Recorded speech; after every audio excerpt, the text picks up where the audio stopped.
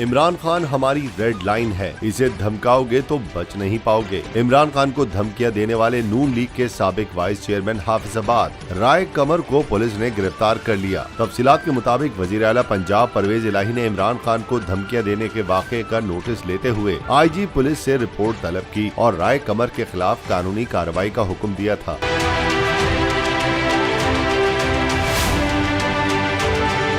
चौधरी परवेज इलाही ने अपने बयान में कहा था कि कत्ल की धमकियां देने वाले को कानून की गिरफ्त में लाया जाए। इमरान खान को धमकियां देने के खिलाफ बिला इम्तियाज कानूनी कार्रवाई की जाए। किसी को कानून हाथ में लेने की इजाजत नहीं दी जा सकती। वजीर आला परवेज इलाही की हिदायत पर पंजाब पुलिस ने मुस्लिम लीग नून हाफिजाबाद के साबिक वाइस चेयरमैन राय कमर को हिरासत में लेकर तफ्तीश शुरू कर दी है।